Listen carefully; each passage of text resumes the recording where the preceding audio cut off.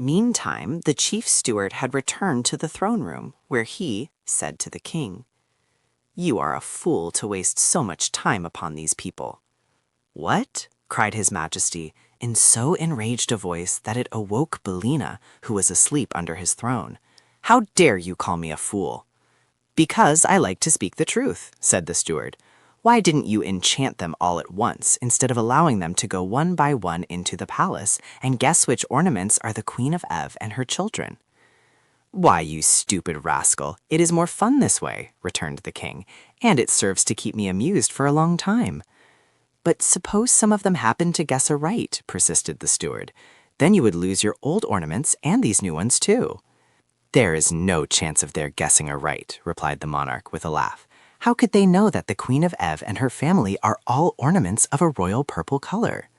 "But there are no other purple ornaments in the palace," said the steward. "There are many other colors, however, and the purple ones are scattered throughout the rooms and are of many different shapes and sizes. Take my word for it, steward, they will never think of choosing the purple ornaments." Bellina, squatting under the throne, had listened carefully to all this talk, and now chuckled softly to herself as she heard the king disclose his secret. "Still, you are acting foolishly by running the chance," continued the steward roughly, "and it is still more foolish of you to transform all those people from Oz into green ornaments."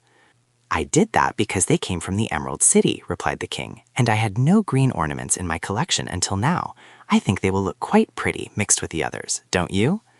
The steward gave an angry grunt. "Have your own way, since you are the king," he growled. "But if you come to grief through your carelessness, remember that I told you so. If I were the magic belt which enables you to work all your transformations and gives you so much other power, I am sure I would make a much wiser and better king than you are." "Oh, cease your tiresome chatter," commanded the king, getting angry again.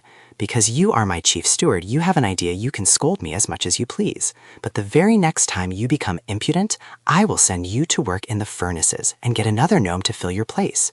Now follow me to my chamber, for I am going to bed, and see that I am wakened early tomorrow morning. I want to enjoy the fun of transforming the rest of these people into ornaments." "What color will you make the Kansas girl?" asked the steward. "Gray, I think," said his majesty. "And the scarecrow and the machine man?" "Oh, they shall be of solid gold, because they are so ugly in real life." Then the voices died away, and Bellina knew that the king and his steward had left the room. She fixed up some of her tail feathers that were not straight, and then tucked her head under her wing again and went to sleep. In the morning, Dorothy and the lion and tiger were given their breakfast in their rooms, and afterwards joined the king in his throne room. The tiger complained bitterly that he was half-starved and begged to go into the palace and become an ornament so that he would no longer suffer the pangs of hunger. "Haven't you had your breakfast?" asked the Nome King. "Oh, I had just a bite," replied the beast. "But what good is a bite to a hungry tiger?" He ate 17 bowls of porridge, a platter full of fried sausages, 11 loaves of bread, and 21 mince pies, said the steward. "What more do you want?" demanded the king. "A fat baby. I want a fat baby," said the hungry tiger. "A nice, plump, juicy, tender, fat baby.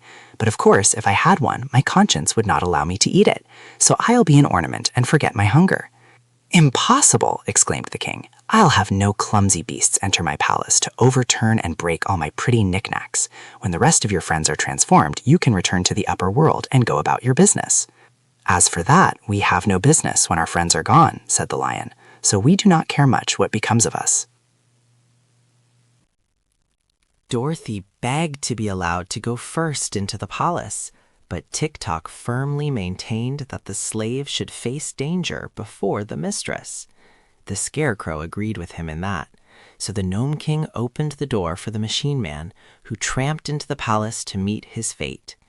Then His Majesty returned to his throne and puffed his pipe so contentedly that a small cloud of smoke formed above his head. By and by he said, "I'm sorry there are so few of you left. Very soon now my fun will be over, and then for amusement I shall have nothing to do but admire my new ornaments." "It seems to me," said Dorothy, "that you are not so honest as you pretend to be." "How's that?" asked the king.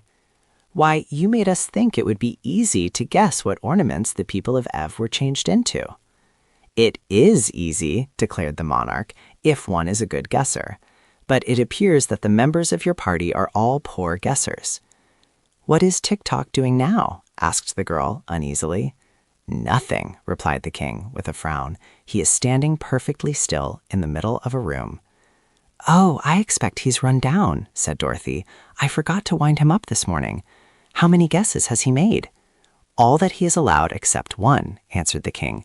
"Suppose you go in and wind him up, and then you can stay there and make your own guesses." "All right," said Dorothy. "It is my turn next," declared the Scarecrow.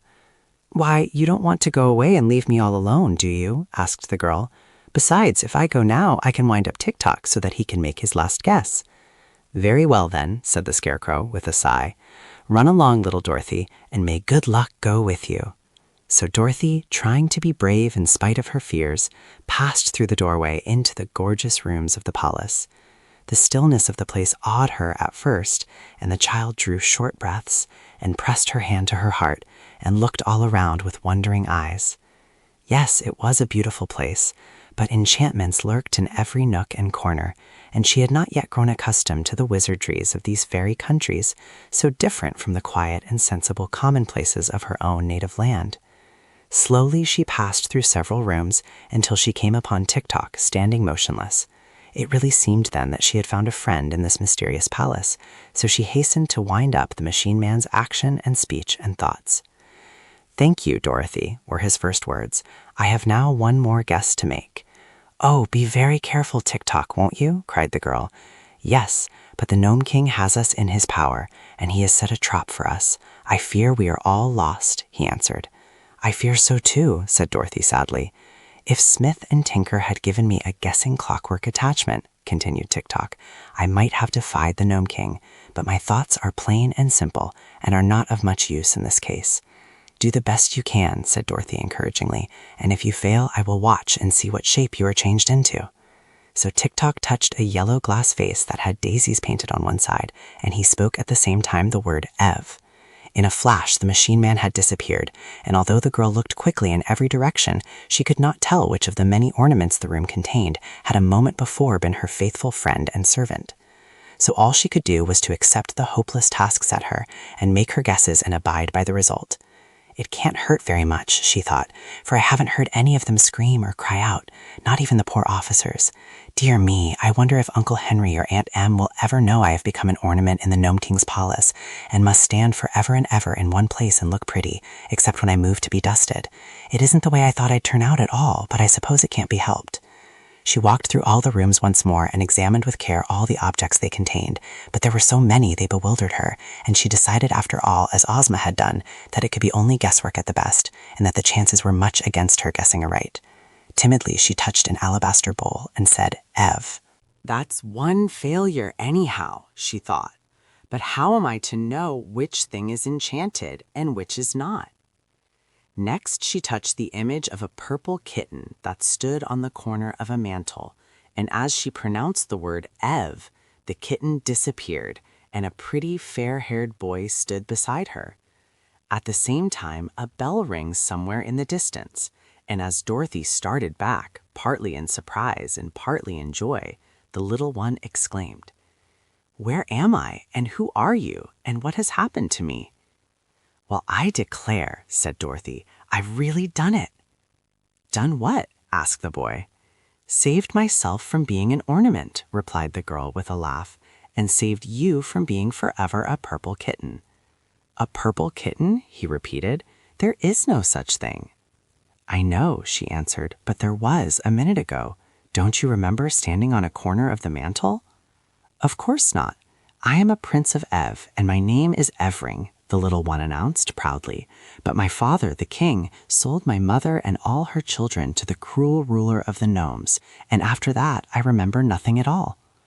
"A purple kitten can't be expected to remember, Evring," said Dorothy. "But now you are yourself again, and I'm going to try to save some of your brothers and sisters, and perhaps your mother as well, so come with me." She seized the child's hand and eagerly hurried here and there, trying to decide which object to choose next. The third guess was another failure, and so was the fourth and the fifth. Little Evring could not imagine what she was doing, but he trotted along beside her very willingly, for he liked the new companion he had found. Dorothy's further quest proved unsuccessful, but after her first disappointment was over, the little girl was filled with joy and thankfulness to think that after all, she had been able to save one member of the royal family of Ev and could restore the little prince to his sorrowing country. Now she might return to the terrible Nome King in safety, carrying with her the prize she had won in the person of the fair-haired boy. So she retraced her steps until she found the entrance to the palace, and as she approached, the massive doors of rock opened of their own accord, allowing both Dorothy and Evering to pass the portals and enter the throne room.